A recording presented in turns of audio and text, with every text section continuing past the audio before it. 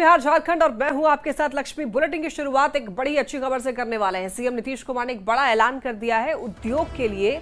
ये ऐलान है युवाओं और उद्यमियों के लिए एक बड़ी घोषणा है। दरअसल अब देखिए, उद्योग लगाने के लिए सब्सिडी की घोषणा की गई है। उद्योगों में मिलेगा प्रोत्साहन और जमीन, जीएसटी प्रोत्साहन राशि दोगुनी की जाएगी।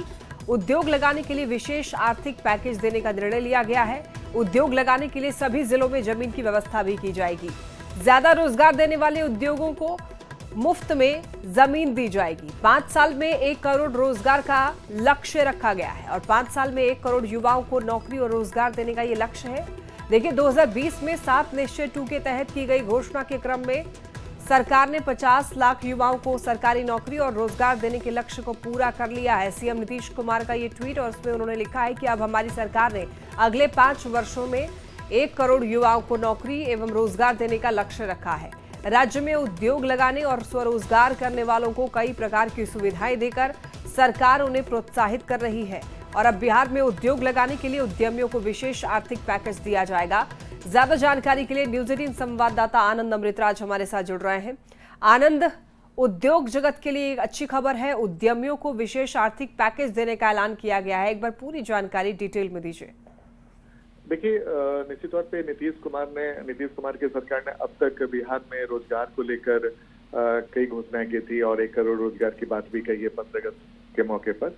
लेकिन सरकार का पूरा जो नजर है सरकार की, अब वो रोजगार के साथ साथ उद्योग पर भी टिक गई है। क्योंकि बिहार में बार बार ये कहा जाता है कि बिहार एक लैंडलॉक स्टेट है और यहाँ पे इंडस्ट्री नहीं लगती है, तो सरकार शायद उस मिथ को तोड़ना चाहती है और सरकार की पूरी कोशिश है कि बिहार में इंडस्ट्री की जाल बिछे।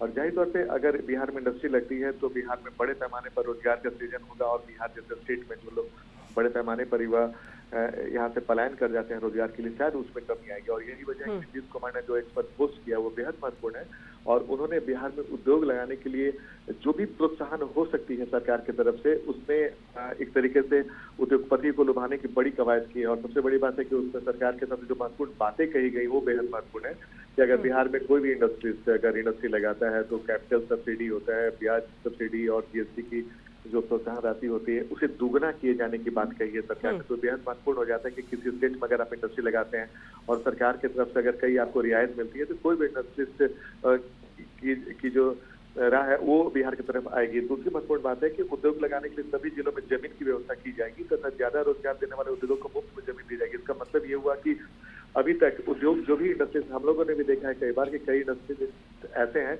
जो बिहार में। आनंद, आपको रोकना चाहूंगी, इस वक्त हमारे साथ मनीष आनंद जुड़ रहे हैं, मखाना उद्यमी हैं। मनीष जी, एक बहुत बड़ा ऐलान मुख्यमंत्री नीतीश कुमार के द्वारा किया गया है। उद्योग जगत के लिए अच्छी खबर है।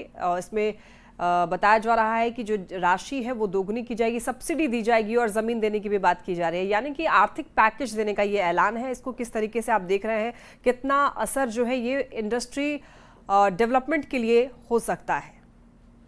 जी धन्यवाद जोड़ने के लिए। तो मेरे इसमें 2 टेक है कि एक तो ये चुनावी वर्ष से इसलिए भी आ रहा है, लेकिन उसका एडवांटेज ये है कि कम से कम आ तो रहा है। तो आने का फायदा ये है कि हम लोग जैसे हम ये उम्मीद करेंगे, मुझे ऐसा लगता है कि ये बिहार के इंडिजिनस जो उद्यमी हैं, जो खुद के यहाँ के जो होने वाले, उनको फायदा ज्यादा होगा। क्योंकि बाहर वाले के लिए बहुत अट्रैक्टिव नहीं होगा ये, लेकिन यहाँ के लिए ज्यादा अट्रैक्टिव होगा। और मुझे लगता है कि धीरे धीरे जो है ये वेन्स में घुसेगा इस तरह का जो प्रयास है, और इसका तो फायदा होना ही होना है। कोई भी पॉलिसी जो इस तरह की आती है टाइम लगता है, लेकिन फायदा तो होगा ही होगा।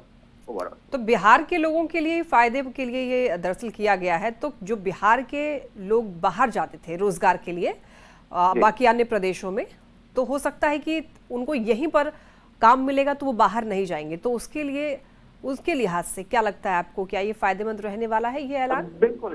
देखिए क्या होता है, बिल्कुल अगर यहाँ रोजगार होगा तो ये पॉलिसी नहीं भी होती या नहीं भी आती तो भी तो लोग यहाँ काम करते, पर रोजगार के सीमित अवसर हैं। और हम लोगों को भी, अगर हम मखाना इंडस्ट्री चला रहे हैं तो यहाँ पे उस तरह के लोग नहीं मिलते जो स्किलफुल लोग हैं। तो क्या होता है, इकोसिस्टम नहीं, इससे क्या होगा, धीरे धीरे इकोसिस्टम बनने लगेगा। तो उसी में से जो काम करने वाले लोग हैं, हम लोग भी पहले कभी नौकरी करते थे, नौकरी करने वाले लोग हैं, उसमें से जिनके पास एंटरप्रेन्योरशिप स्किल है वो कहते कि ठीक है ये पॉलिसी है, मुझे अच्छा लग रहा है, हम इसमें सरकार प्रोत्साहन दे रही है तो इसमें हम लोग अपना इंडस्ट्री लगाएंगे। तो मनीष जी, आप देखिए ऑलरेडी इंडस्ट्री रन कर रहे हैं, तो आपको क्या कुछ यहाँ पर डिफिकल्टीज फेस करनी पड़ रही है? सबसे पहले तो अगर इसकी बात करें तो मैन पावर हमारे पास अच्छे उपलब्ध नहीं होते, क्योंकि एक तो सोशल स्टिग्मा भी है कि कोई अगर बच्चा अगर बिहार में पढ़ के और अच्छा काम भी कर रहा है तो उसके पेरेंट्स यही या समाज यही चाहता है कि वो बाहर जाके काम करे, लोकल तो बर्बाद हो जाएगा, बेकार हो जाएगा यहाँ पर। मतलब ऐसा फील है कि जो नकारा लोग हैं वही बिहार में रहते हैं, बाकी लोग तो क्रीम निकल गया बाहर में। तो ऐसा अभी तक का है, और ये हम इससे भी कह रहे हैं कि हम लोगों को अच्छे लोग नहीं मिलते हैं। ठीक है मनीष जी, बहुत शुक्रिया आपका जुड़ने के लिए और अपनी राय रखने के लिए। आनंद हमारे साथ लगातार बने हुए संवाददाता। आनंद, अब देखिए सब्सिडी देने की बात की जा रही है, जमीन देने की भी बात की जा रही है, तो यहाँ पर किस तरीके से पारदर्शिता लाई जा सकती है इन दोनों बड़ी जो घोषणाएं की गई हैं उसको धरातल पर लाने के लिए? नहीं, देखिए सबसे बड़ी बात है कि किसी भी स्टेट में अगर आप इंडस्ट्री लगाते हैं और अगर वहाँ पे आपको जमीन आसानी से मिल जाती है तो उससे ये फायदा होता है कि जो भी इंडस्ट्रीज हैं अगर वो यहाँ पर इंडस्ट्री लगाते हैं तो उनकी कोशिश रहती है कि ज्यादा से ज्यादा इंडस्ट्री लगाएं और ज्यादा से ज्यादा पैसा निवेश करें। इसी के लिए सबसे महत्वपूर्ण बात जो सरकार ने कही है कि उद्योग लगाने के लिए सभी जिलों में जमीन की व्यवस्था तो की ही जाएगी, मतलब ज्यादा रोजगार देने वाले उद्योग को मुफ्त में जमीन दी जाएगी। यानी कि सरकार ने ये साफ कर दिया है कि उन्होंने उद्योग के साथ साथ इसे रोजगार से जोड़ा है। जो भी इंडस्ट्रीज अगर बड़े पैमाने पर अगर इंडस्ट्री लगाते हैं तो जाहिर तौर पर रोजगार का सृजन होगा। रोजगार का सृजन ज्यादा होने से वो बिहार सरकार ने एक बड़ी बात जो कही है कि वैसे उद्यमियों को मुफ्त में जमीन देगी। तो साफ है कि अगर आपको जमीन आसानी से मिल जाता है और वो भी अगर आप बड़े पैमाने पर लगाते हैं तो आसानी से जमीन मुफ्त में मिलता है तो कोई भी इंडस्ट्री से उत्साहित होगा। उसके अलावा जो कई बार हम लोगों ने देखा है कि इंडस्ट्रीज से यहाँ पे इंडस्ट्री लगाना चाहते हैं तो जमीन को लेकर कई विवाद हो जाते हैं, जिसके बाद धीरे धीरे वो अपना प्रोजेक्ट को वापस ले जाते हैं। इसके पहले ऐसी कई घटना घटी है। तो सरकार ने कहा है कि जो भी जमीन का विवाद है वो भी लौटाएंगे। और सबसे इम्पोर्टेंट बात इसमें यह है कि 6 महीने के अंदर अगर आप उद्योग लगाते हैं, ये तमाम बातें करते हैं, तभी आपको ये सुविधा मिलेगी। साथ ही सरकार भी ज्यादा वक्त नहीं देना चाहती है। सरकार की कोशिश की ज्यादा। बिल्कुल आनंद, ये बहुत बड़ा फैसला है सरकार का और आर्थिक पैकेज देने का ये ऐलान कहीं ना कहीं बिहार में इंडस्ट्रियल डेवलपमेंट की ओर एक अच्छा, ये कह सकते हैं कि अच्छी पहल है, अच्छा कदम है।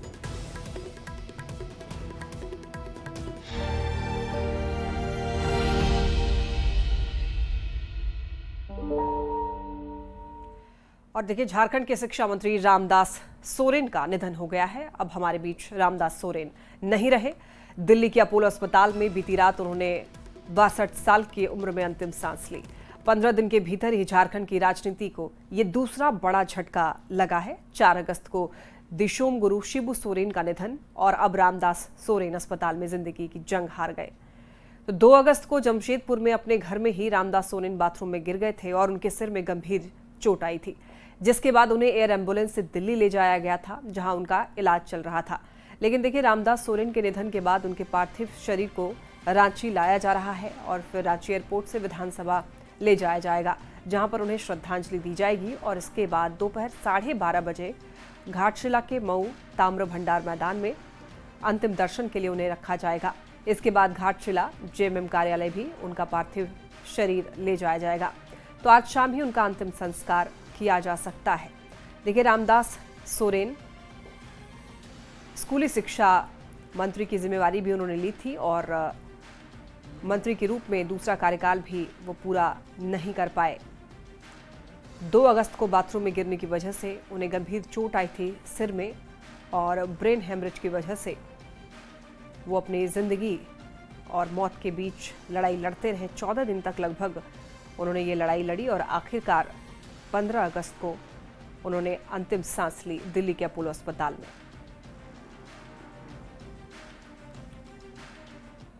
और देखिए, झारखंड के शिक्षा मंत्री का निधन हो चुका है और इस बीच हेमंत सोरेन ने दुख जताया है। सोशल मीडिया एक्स पर पोस्ट किया और उस पोस्ट में उन्होंने लिखा कि ऐसे छोड़कर नहीं जाना था रामदास दा, अंतिम जोहार दादा।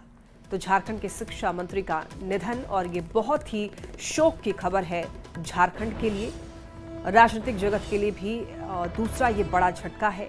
एक ही महीने में 2 बड़े कद्दावर नेता का चला जाना झारखंड के लिए दुखद खबर है, अपूरणीय क्षति कह सकते हैं। और ऐसे में हेमंत सोरेन ने ये ट्वीट किया है। उससे पहले हेमंत सोरेन खुद बहुत दुखी है, उनके पिता अब नहीं रहे हैं। ऐसे में उनके पिता का 13वीं संस्कार भी नहीं हो पाया कि इस बीच अब देखिए रामदास सोरेन का चला जाना वाकई बेहद ही दुखद है। और ऐसे में ट्वीट करके हेमंत सोरेन ने लिखा है कि ऐसे छोड़कर नहीं जाना चाहिए था सोरेन दा। तो देखिए रामदास सोरेन के निधन के बाद इधर जमशेदपुर में उनके आवास पर शोक की लहर है। उनके आवास पर लोगों के पहुंचने का भी सिलसिला शुरू हो गया है और वहां पर पूरा परिवार जो है वो गमगीन है, शोक में डूबा हुआ है। और न केवल परिवार, पूरा राज्य कह सकते हैं शोक में डूबा हुआ है।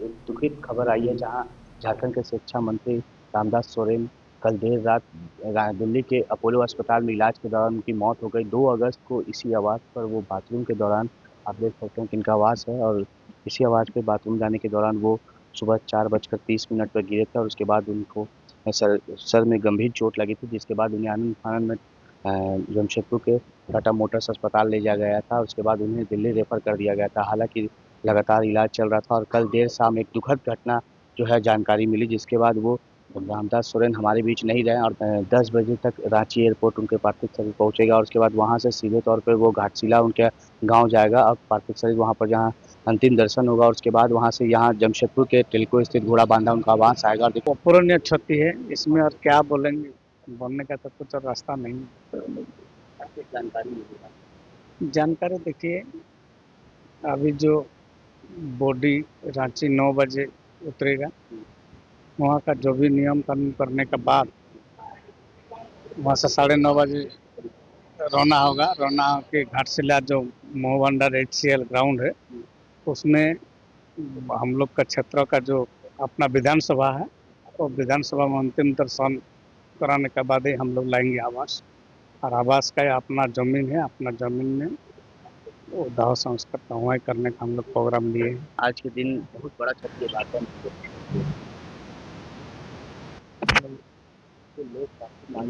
सभी की आंखें नर्म है और शिक्षा मंत्री हमारे बीच नहीं रहे, क्योंकि जहां एक तरफ झारखंड मुक्ति मोर्चा के शिबू सोरेन का ब्रह्म भोज है, उनकी भी देहांत हो गई थी और उसके बाद दूसरा जो है वो रामदास सोरेन हमारे बीच नहीं रहे। तो कहीं ना कहीं झारखंड मुक्ति मोर्चा के लिए एक आज के लिए काफी ये जो है शोक की लहर है। न्यूज़ 18 के लिए जमशेदपुर से आशीष कुमार तिवारी।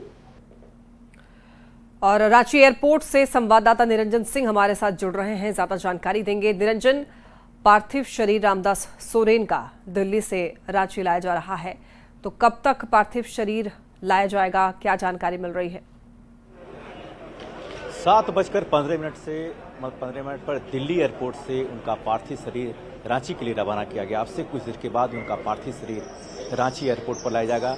अब देखें कि उनका जो पार्थिव शरीर है इसी वाहन में रखा जाएगा, फूलों से सजाया गया है। आप देखें ये तस्वीर बिरसा मुंडा एयरपोर्ट रांची की है। जिला प्रशासन के लगभग सभी अधिकारी यहाँ पहुँच चुके हैं और झारखंड मुक्ति मोर्चा के कई नेता यहाँ पहुँचे हैं। पूर्व कृषि मंत्री बादल पत्रलेख, कांग्रेस के प्रदेश अध्यक्ष कमलेश महतो भी यहाँ पहुँचे हुए हैं।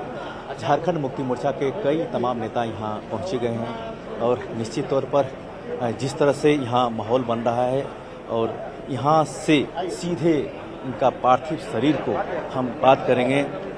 यहाँ झारखंड मुक्ति मोर्चा के जिला अध्यक्ष हैं, इनसे बात करेंगे।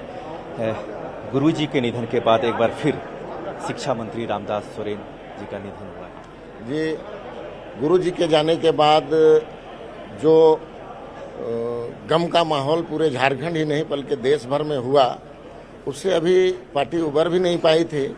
और एक ऐसा चेहरा जिसने अपनी ज़िंदगी को समर्पित किया पार्टी के लिए और राज्य की जनता के लिए, ऐसी शख्सियत का चला जाना निश्चित रूप से बहुत ही दुखदायी है और इसकी भरपाई अभी तुरंत में हो पाना संभव नहीं है।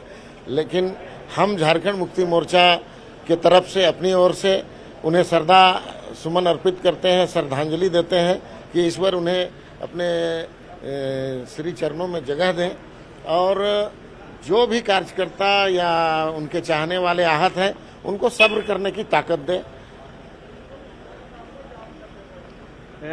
देखिए हमारे साथ थे झारखंड मुक्ति मोर्चा के जिला अध्यक्ष निरंजन। क्या घाटशिला के आम जनता को भी अंतिम दर्शन की अनुमति दी गई है? जी बिल्कुल, उनका जो कैंप कार्यालय है जहां बैठते थे शिक्षा मंत्री रामदास सोरेन, वो अधिकतम समय जो है घाटशिला के झारखंड मुक्ति मोर्चा के कैंप कार्यालय में ही समय देते थे। वहां उनका पार्थिव शरीर को दर्शन के लिए रखा जाएगा। उससे पहले जो घाटशिला का मऊ भंडार मैदान है, वहां उनके पार्थिव शरीर पर घाटशिला की जनता जो उनको चाहते थे, जो उनके क्षेत्र के थे, उनके लिए अंतिम दर्शन के लिए रखा जाएगा। उसके बाद फिर कैंप कार्यालय घाटशिला उनके पार्थिव शरीर को लाया जाएगा। उसके बाद फिर उनका जो पार्थिव शरीर है टाटा का जो मैदान है वहाँ पर रखा जाएगा। उसके बाद फिर उनका अंतिम संस्कार यानी जो पार्थिव शरीर का है लगभग 2 से 2:30 बजे के बीच में स्वर्णरेखा नदी के किनारे किया जाएगा। आपको मैं जो तस्वीर दिखा रहा हूँ, इनका पार्थिव शरीर को इसी वाहन से अभी विधानसभा के लिए लाया जाएगा।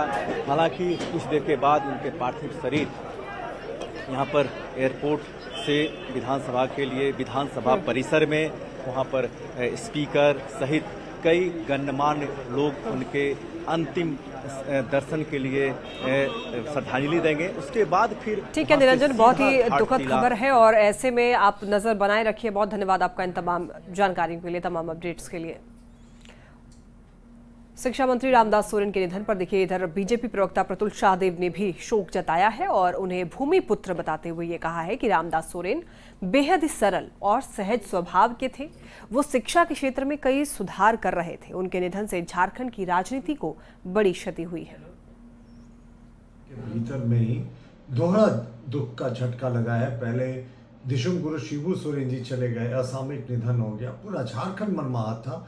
अभी हम शोक से उबर नहीं रहे थे कि एकदम भूमि पुत्र हमारे झारखंड आंदोलनकारी शिक्षा मंत्री रामदास सोरेन जी का आकस्मिक निधन हो गया। वो तो 10-12 दिनों से दिल्ली में जीवन और मौत के बीच में संघर्ष कर रहे थे, ब्रेन हैमरेज हो गया था उनको।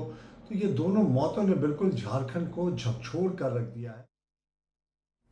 जेएमएम नेता और शिक्षा मंत्री रामदास सोरेन के निधन पर पार्टी के केंद्रीय प्रवक्ता मनोज पांडे ने यह कहा है कि उनकी जगह कोई नहीं ले सकता। उनके असमय जाने से जेएमएम और झारखंड की राजनीति को बड़ा नुकसान हुआ है। दुखद ही नहीं, बहुत दुखद।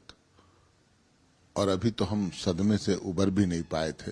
अपने दिशम गुरु शिबू सोरेन जी की अंत्येष्टि का कार्यक्रम भी अभी कल तक पूरी तरह से समाप्त होगा और ऐसी बुरी खबर निश्चित रूप से अपूर्णीय क्षति है। रामदास बाबू का स्थान कोई दूसरा नहीं ले पाएगा। इतने सरल, मृदुभाषी, जनप्रिय नेता, मिलनसार व्यक्तित्व और संघर्ष के साथी रहे। उनका नाम संघर्षशील नेताओं में शामिल आंदोलन की उपज थे। जो भी हो, बहुत दुख की बात है, बहुत दुख की घड़ी है पार्टी के लिए, झारखंड। ये सीधी तस्वीरें आप देख पा रहे हैं रांची से। झारखंड के शिक्षा मंत्री का निधन हो चुका है और अब उनका पार्थिव शरीर दिल्ली से रांची लाया जा रहा है। इसके बाद अंतिम दर्शन के लिए विधानसभा लेकर जाया जाएगा पार्थिव शरीर। और ये तस्वीर जो आप देख पा रहे हैं वो रांची एयरपोर्ट की तस्वीर है। उनके पार्थिव शरीर को रांची लाया जा चुका है।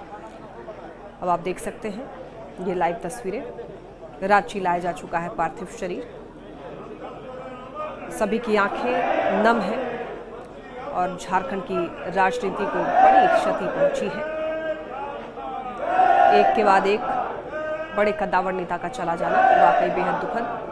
पहले शिबू सोरेन और उसके बाद अब शिक्षा मंत्री रामदास सोरेन। ब्रेन हेमरेज होने की वजह से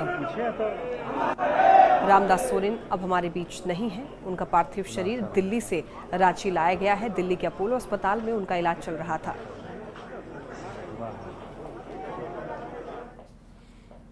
खबरें लगातार जारी रहेगी। आप देखते रहिए न्यूज़ 18 बिहार झारखंड।